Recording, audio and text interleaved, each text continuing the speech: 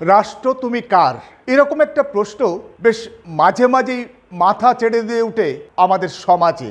রাষ্ট্র কি এদেশের নাগরিকের, নাকি রাষ্ট্র ব্যবস্থাটা নাগরিকের ভোটে নির্বাচিত শাসকের? দেশের সম্পদ কার?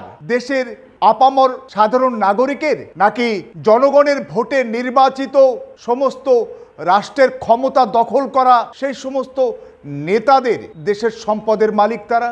আসলে ভারতবর্ষ রয়েছে একটি প্রতিনিধিত্বমূলক গণতান্ত্রিক ব্যবস্থাপনা। এই সংসদীয় গণতন্ত্রে সেখানে জনগণের ভোটে বিভিন্ন জন, কেউ এমপি, কেউ এমএলএ, কেউ জেলা পরিষদে, কেউ পঞ্চায়েত সমিতিতে, কেউ বা পঞ্চায়েতে, কেউ বা পুরসভায় তারা নির্বাচিত হয়। সেখানে জনগণ নির্বাচিত করে তাদেরকে জনগণের ভোটে, জনগণের সমর্থনে, জনগণের দ্বারা এবং জনগণের জন্য, অবশ্যই জনগণের জন্য, জনগণের সুখ স্বাচ্ছন্দ্য, ভালো মন্দ, সুবিধে অসুবিধে এ সমস্ত দেখে সেগুলো সমাধান করে সামগ্রিকভাবে জনগণের পরিষেবা দিয়ে জনগণকে উন্নত করে দেশকে, সমাজকে এগিয়ে নিয়ে যাওয়ার জন্য রাষ্ট্রপ্রধানদের রাষ্ট্র ক্ষমতায় পাঠানো হয়েছে, আইনসভায় পাঠানো হয়েছে।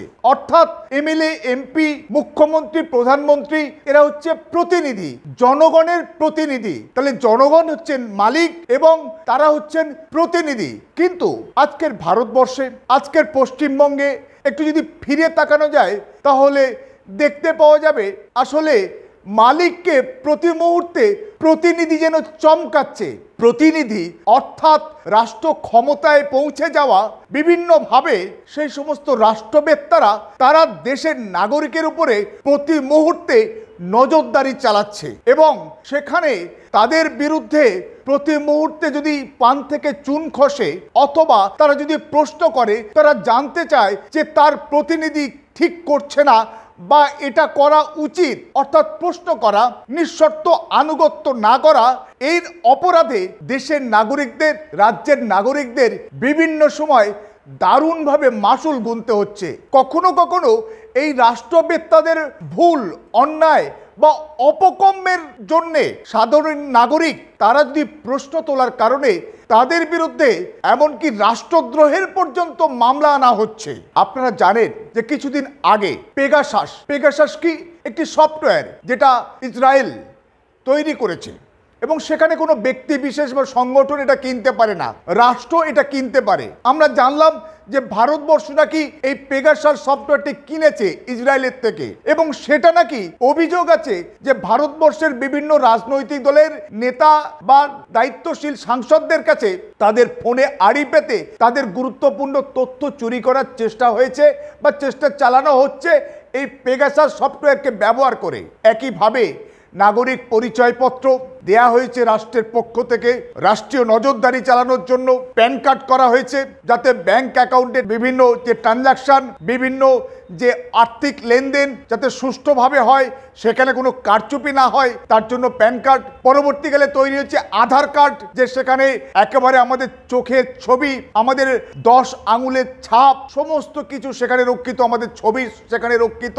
সেখানে আধার লিঙ্ক করতে হবে ব্যাংক অ্যাকাউন্টের সঙ্গে, সেটা বিভিন্ন সময়ে দাবি জানানো হয়েছে কিন্তু পরবর্তীকালে এই নিয়ে মামলাও হয়েছে। সুপ্রিম কোর্ট বলেছে না, যে ব্যাংক অ্যাকাউন্টের ক্ষেত্রে আধার কার্ড কম্পালসারি, বাধ্যতামূলক নয়। তারপরেও আমরা সাধারণ নাগরিক, আমরা ভুক্তভোগী, আমরা জানি এবং দেখছি যে ব্যাংক অ্যাকাউন্টের সঙ্গে আধার লিঙ্ক না করালে আপনি কিন্তু আপনার যথাযথভাবে আপনি আপনার ব্যাংক অ্যাকাউন্টটিকে এগিয়ে নিয়ে যেতে পারছেন না। অর্থাৎ সুপ্রিম কোর্ট এক নির্দেশ দিয়েছে কিন্তু রাষ্ট্রবেত্তাদের হুকুমে সেই বকলমে কিন্তু আপনার যে বিভিন্ন ব্যাংক অ্যাকাউন্টের ক্ষেত্রে আপনাকে আধার কার্ড লিঙ্ক বাধ্যতামূলকভাবেই করতে হচ্ছে। ঠিক একইভাবে আমাদের হোয়াটসঅ্যাপ, আমাদের ফেসবুক, এগুলো আমাদের যখন আমাদের সমাজ মাধ্যমে আমরা ব্যবহার করি এবং সেখানে দেখা যাচ্ছে যে সেখানেও নজরদারি, প্রতি মুহূর্তে সেখানে নজরদারি করা হচ্ছে। আমরা আমাদের ভাবনা, আমরা আমাদের কথা, আমাদের বন্ধুদের মধ্যে যে বিভিন্ন রকম বিষয়ে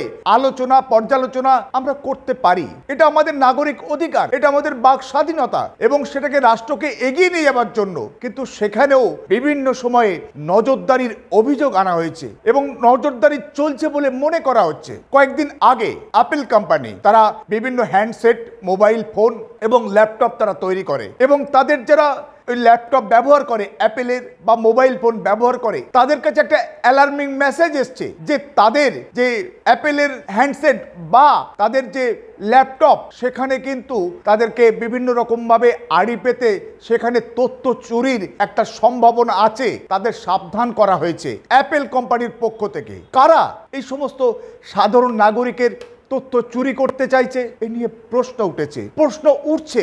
আসলে নাগরিক এদেশের, দেশটা তাদের ওপরে প্রতিনিধিরা যারা পাঠানো হয়েছে ক্ষমতার মসনদে নাগরিকের দ্বারা, তারা নজরদারি চালাচ্ছে, অথচ রাষ্ট্রবেত্তারা কি করছে, ঠিক করছে না বেঠিক করছে সেটা জানার অধিকার নাগরিকদের নেই। নাগরিকরা জানতে চেয়েছিল যে করোনাকালে পিএম কেয়ার্স তৈরি হয়েছিল, সেই পিএম কেয়ার্সে কত টাকা উঠেছিল, কোথায় কতটা খরচা হয়েছিল, কত টাকা এই মুহূর্তে আছে। কেন্দ্রীয় সরকার এই মুহূর্তে দিল্লির ক্ষমতা আসেন বিজেপি, আরএসএস এর রাজনৈতিক দল শাখা, তাদের বক্তব্য যে না, পিএম কেয়ার্সের কোনো টাকা বা তার কোনো তথ্য সাধারণ নাগরিকদের জানার নাকি অধিকার নেই, তাই দেওয়া যাবে না।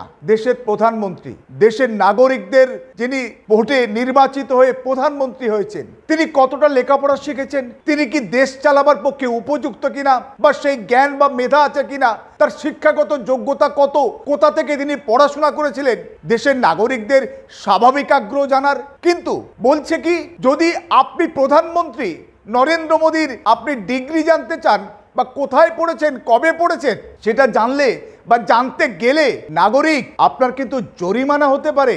সেই জরিমানার ভয় দেখিয়ে নাগরিকদেরকে চুপ করিয়ে দেওয়া হয়েছে, অর্থাৎ জানা যাবে না প্রধানমন্ত্রীর ডিগ্রি কত আর কবে কোথা থেকে পেয়েছিলেন। ঠিক একইভাবে আপনারা জানেন যে কয়েকদিন আগে সুপ্রিম কোর্টে বিষয়টি, মামলাটি চলছে যে আমাদের নির্বাচনী বন্ড, সেখানে বিভিন্ন রাজনৈতিক দল সেখানে নির্বাচনী বন্ডের মাধ্যমে তারা অর্থ তুলছে দেশের নাগরিকদের কাছ থেকে, এবং তারা তাদের রাজনৈতিক দল হিসাবে তারা সেই সমস্ত অর্থগুলো তারা ব্যবহার করছে। তাহলে সেই যে নির্বাচনী বন্ডের মাধ্যমে কোন দল কাদের থেকে কত টাকা পাচ্ছে এটা জানার অধিকার তো নাগরিকদের থাকার কথা। কিন্তু সেখানে কেন্দ্রীয় সরকার সুপ্রিম কোর্টে হলফনামা না দিয়ে বলছে কি যে না, নাগরিকদের এই নির্বাচনী বন্ড সম্পর্কে কোনো তথ্য জানার অধিকার নেই।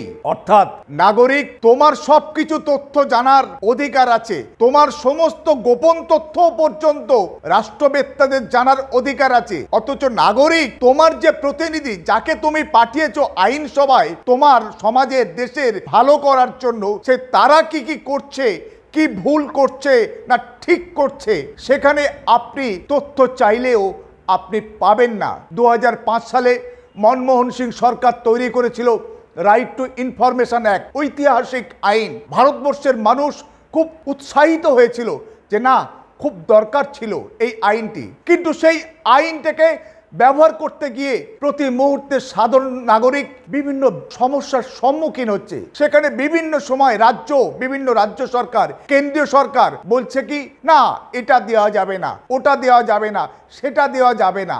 অর্থাৎ নাকি এখানে জাতীয় স্বার্থের প্রশ্ন, জাতীয় নিরাপত্তার প্রশ্ন। জাতীয় নিরাপত্তা তো দেশের নাগরিকদের নিয়েই করতে হবে, রাষ্ট্রবেত্তারাই শুধু সেখানে রাষ্ট্রের নিরাপত্তা নিয়ে ভাবিত বা চিন্তিত।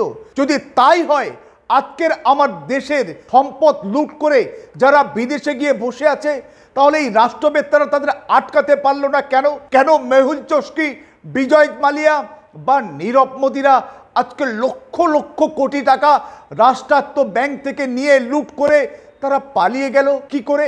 আমাদের দেশ একটা সার্বভৌম রাষ্ট্র, আমার দেশ থেকে অন্য দেশে যেতে গেলে পাসপোর্ট লাগে, ভিসা লাগে, তাহলে সেই পাসপোর্ট ভিসা নিয়ে তারা কিভাবে ব্যাংক লুট করে লক্ষ লক্ষ কোটি টাকা নিয়ে তারা ভারতবর্ষ থেকে পালিয়ে গেল? আমাদের বিভিন্ন দেশের সঙ্গে আমাদের বন্দি প্রত্যর্পণ চুক্তি আছে, সেই সমস্ত নীরব মোদি, বিজয় মালিয়া, মেহুল চোকসি, তাদেরকে কেন ফিরিয়ে আনা সম্ভব হচ্ছে না বছরের পর বছর? আসলে সেখানেই তো প্রশ্ন যে আপনারা নিরাপত্তার কথা বলছেন, দেশের স্বার্থের কথা বলছেন, কিন্তু আপনারা তো জঙ্গি হামলা থেকে, বিভিন্ন সন্ত্রাসবাদী ব্যবস্থাপনা থেকে আপনারা তো দেশকে সেইভাবে বাঁচাতে পারছেন না। উল্টে বিভিন্ন সময় বিভিন্নভাবে নাগরিকদের উপরে জুলুম এবং অবিচার নামিয়ে আনছেন। 2016 সালে নোটবন্দি হয়েছিল, অনেক কথা বলা হয়েছিল, 2000 টাকার নোট আমদানি করা হয়েছিল, তাতে নাকি চিপস লাগানো আছে।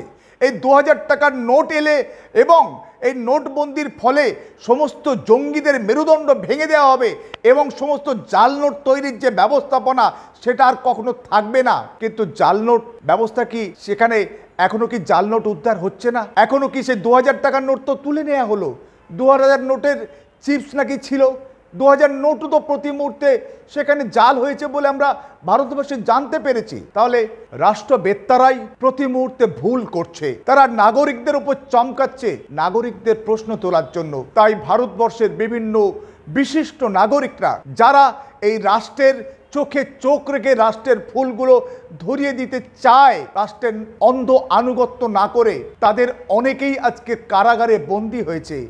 স্ট্যান স্বামী 85 বছরের বৃদ্ধ, আদিবাসীদের উন্নয়নে অন্তপ্রাণ, তাকে কিন্তু কারাগারে আজকে মৃত্যুবরণ করতে হয়েছে। কবি এবং মানবাধিকার কর্মী ভারভারা রাও অত্যন্ত বয়স্ক মানুষ, তাকে এই মুহূর্তে জামিনে মুক্তি পেয়েছে, কিন্তু তাকে দীর্ঘদিন কারাবাস করতে হয়েছে। বিভিন্ন সাংবাদিক, বিভিন্ন প্রতিবাদী মুখ ভারতবর্ষে যারা রাষ্ট্রবেত্তাদের ভুলগুলোকে তারা ধরিয়ে দিতে চায়, ধরিয়ে দিতে চেয়েছে, তাদের বিরুদ্ধেই কিন্তু রাষ্ট্রীয় রোষ তাদের উপরে নেমে এসছে। তাই প্রতি মুহূর্তে সাধারণ ভারতবাসীর সাধারণ নাগরিকদের মনে হচ্ছে, রাষ্ট্র তুমি কার?